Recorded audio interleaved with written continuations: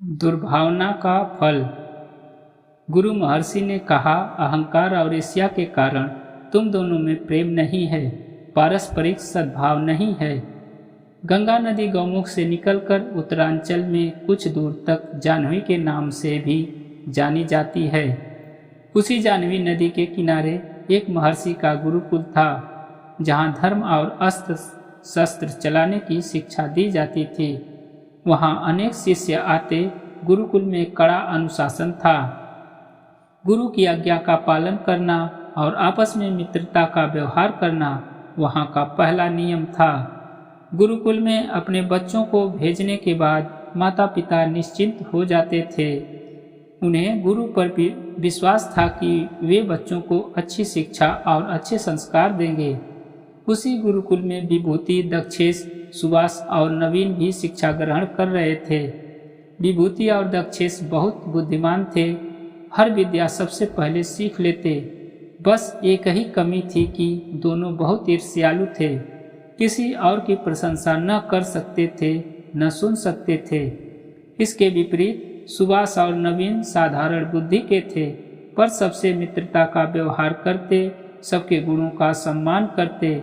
सुभाष और नवीन ने अपने साथियों को समझाने का बहुत प्रयास किया, पर सब व्यर्थ। महर्षि को भी बहुत चिंता थी कि उन्हें कैसे सुधारा जाए।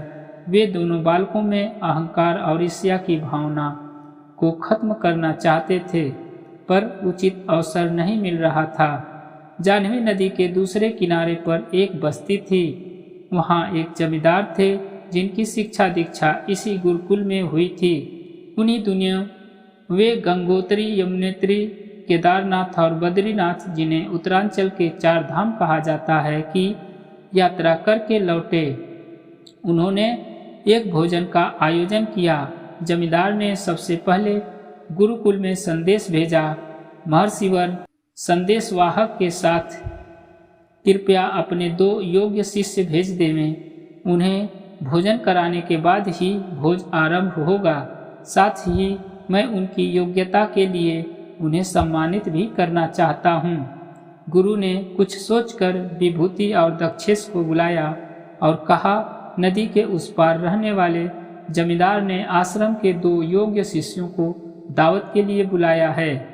दावत के पश्चात वे उनकी योग्यता के लिए उन्हें सम्मानित करना चाहते हैं।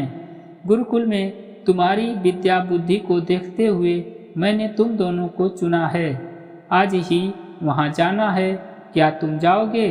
अवश्य, दोनों ने एक साथ कहा। दोनों शिष्य संदेशवाहक के साथ जमींदार के यहाँ पहुँचे। भोजन की सुगंध वातावरण में फैली थी। जमींदार ने उनका स्वागत करते हुए कहा, भोजन तैयार है, आप दोनों दूर से आए हैं, पास ही कुआं है, वहाँ जाकर हाथ पैर धो लें, फिर आसन ग्रहण करें। इसलिए कुएं का चबूतरा छोटा है, एक समय में एक ही व्यक्ति खड़ा हो पाएगा। अतः आप में से पहले एक जाए, फिर दूसरा।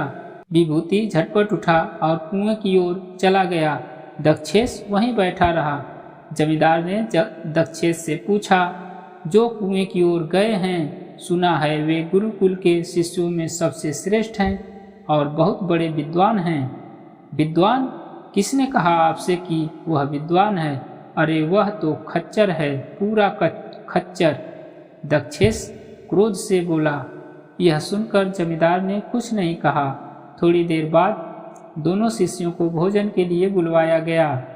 जब वे खाने के लिए बैठे तो उनके सामने जानवरों का भोजन, भूसा, हरी घास और चने का दाना परोसा गया। उसे देखते ही दोनों क्रोध से उबल पड़े। आपने हमें क्या जानवर समझ रखा है, जो खाने के लिए घास भूसा दिया है? चिल्लाते हुए दोनों शिष्य क्रोध से पैर पटकते तेजी से वहां से बाहर निकल पड़े। वे लगभग दौड़ते हुए गुरुकुल पहुंचे और सारी घटना महर्षि को बताई। अभी बात पूरी भी नहीं हुई थी कि पीछे से जमींदार का संदेशवाहक हाँफता हुआ पहुंचा। उसने महर्षि से क्षमा मांगते हुए कहा, गुरुवर क्षमा करें, कहीं कुछ समझने में भूल हो गई। जमींदार स्वयं आते, पर हवेली मेहमानों से भरी है, इसलिए नहीं आ पाए। आप शिष्यों को पुनः भेज दें, मैं उन्हें लेने आया हूँ। बिना शिष्यों को भोजन कराए अन्य मेहमानों को भोजन नहीं परोसा जाएगा। महर्षि ने इस बार दूसरे 2 शिष्यों सुवास और नवीन को संदेशवाहक के साथ भेजा। वे दोनों जमींदार के यहाँ पहुँचे तो जमींदार ने उनसे भी बारी बारी कुएं पर जाकर हाथ पैर धोने के लिए कहा। पहले नवीन कुएं की ओर गया। सुवास को अकेला देखकर जमींदार ने वही बात फिर कही। सुना है कि वे जो कुएं की ओर गए हैं गुरुकुल में सबसे श्रेष्ठ और बहुत विद्वान हैं। सुवास ने कहा, आपने ठीक सुना है। गुरुकुल में रहकर गुरुवर से जो हमें रोज अच्छी बातें सीखने को मिलती हैं। जमींदार ने फिर पूछा, आपने यह नहीं बताया कि आप दोनों में श्रेष्ठ कौन है? श्रेष्ठ तो नवीन है, सुवास ने बेहिचक कहा। और आप? जमींदार ने पुनः पूछा। मैं तो उसके सामने कुछ भी नहीं हूँ, सुवास ने उत्तर दिया। तभी नवीन लौटा और सुवास कुएं की ओर गया। जमींदार ने वही प्रश्न नवीन से किया। नवीन ने उत्तर दिया, सुवास तो सूर्य है, मैं तो उसकी विद्वता के सामने एक दीपक भर हूँ। जमींदार उनके उत्तर से संतुष्ट हुए और दोनों का यथोचित सत्कार किया। दक्षिणा में उन्हें 5-5 गायें पुरस्कार स्वरूप चांदी के खड़ाऊं भेंट की। वे दोनों जब गुरुकुल लौटे तो बहुत प्रसन्न थे। यह देखकर विभूति और दक्षेश का क्रोध और बढ़ गया। वे महर्षि के पास पहुँचे और कहा, हम दोनों आपके इन शिष्यों से अधिक बुद्धिमान हैं, फिर भी हम अपमानित हुए। आप सब जानकर भी चुप हैं और नवीन एवं सुवास की प्रशंसा कर रहे हैं। गुरु महर्षि ने उत्तर दिया, यह तो जमींदार ही बता सकते हैं, तो आप चलकर उनसे पूछते क्यों नहीं? दक्षेश ने हठ किया। महर्षि अनमने से चारों शिष्यों के साथ लेकर चल पड़े। जमींदार ने दौड़कर गुरु की अगवानी की और चारों शिष्यों को आसन दिया। महर्षि ने आने का कारण बताते हुए कहा, वत्स, आपने शिष्यों के साथ भेदभाव क्यों किया? दक्षेश और विभूति का कहना है कि उनका अपमान हुआ है। आपको इसका उचित कारण बताना होगा, अन्यथा। जमींदार ने गंभीर स्वर में कहा, महर्षि, मैंने आपसे 2 सुयोग्य विद्वान भेजने का आग्रह किया था, पर आपने मेरे यहाँ बैल और खच्चर भेज दिए। जब मैंने आपके पहले भेजे हुए शिष्यों से प्रश्न पूछा तो इन्होंने एक दूसरे का यही परिचय दिया। अतः मैंने दोनों के लिए जानवरों वाले प्रिय भोजन परोसे। मुझसे कोई भूल हो गई है तो मैं क्षमा। जमींदार की बात खत्म होने से पहले विभूति और दक्षेश का सिर शर्म से झुक गया।